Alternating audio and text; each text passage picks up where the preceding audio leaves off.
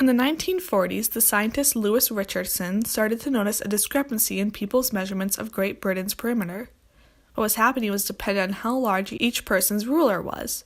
Some could have used a ruler this big, and others could use a ruler half that size, therefore going deeper into each crevice, and they could get a larger answer. Or someone could have used an even smaller ruler and get a larger answer. The rulers could get smaller and smaller, and people could measure the bumps in the rocks, the grains of sand, the atoms, subatomic particles, quarks, and on, forever increasing the length. This is called the Cosine Paradox, where a finite area of land is bound by an infinite perimeter, and cosines aren't the only instance of this. You could take this triangle and add a triangle to each side of that triangle, and then do the same for those triangles, and the same for those, over and over for an infinite number of times, creating a shape that is known as the Koch Snowflake. It, like Britain, is a closed shape with an infinite perimeter.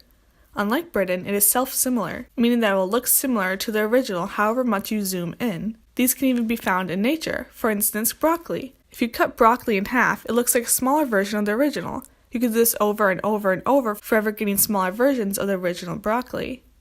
2D versions of these shapes were once called monsters because they seemed to defy basic understanding and could not be fully realized until computers were invented. It wasn't until 1980 when these monsters were renamed by Benoit Mandelbrot. Benoit was born in Poland in 1924, then moved to France at the age of 12.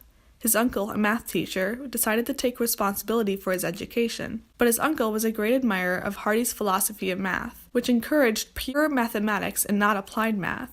Young Mandelbrot understood others' praise of this approach in the shadow of the war where applied math could injure or kill, but began to separate himself from this for the more useful applied mathematics. Mandelbrot attributes his different way of thinking to this unconventional education. Unlike those with more standard education, he would attempt to see problems visually. This came in useful when he was working at IBM and encountered a strange phenomenon. At the time, information was passed over telephone lines, but a recurring noise was interrupting the flow of information. Mandelbrot looked at the sound visually and found something interesting. Over the course of the day, the pattern of the noise looked very similar to how it was at 1 hour, 1 minute, 1 second, and on and on. This reminded Mandelbrot of these geometric monsters, particularly that of Gaston Julia. Julia was very interested in iterating a function over and over, but only get so far by hand.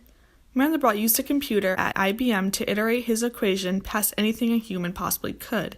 Then he graphed the points on the complex plane, finding that whenever he looked closer, he saw more of the original shape.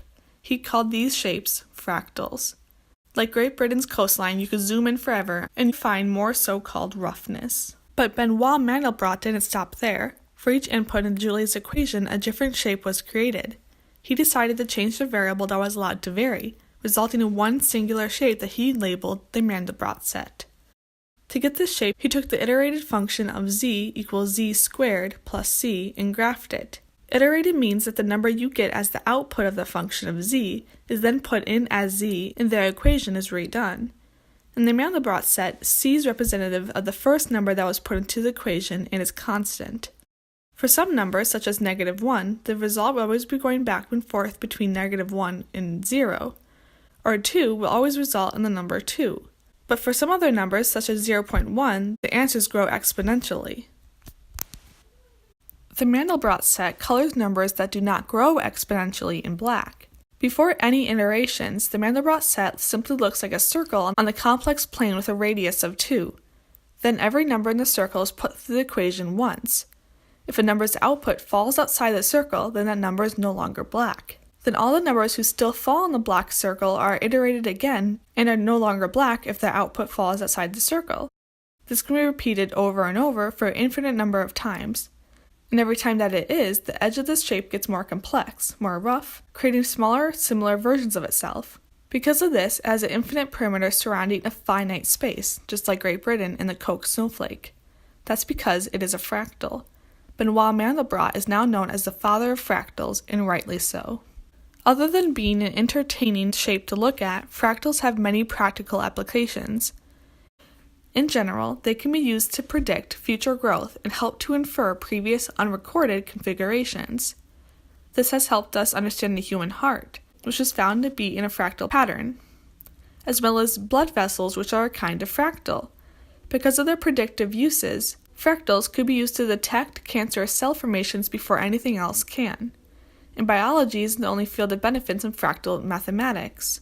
Antennas used to have to be spaced specifically for different wavelengths, but fractal-based ones can pick up a wider array of wavelengths while also being more compact. Computerized images even use fractal equations to help create more realistic nature, especially trees. Astrologists are using fractals to better assume the way matter is spread throughout the universe. Physicists use them to measure roughness of objects.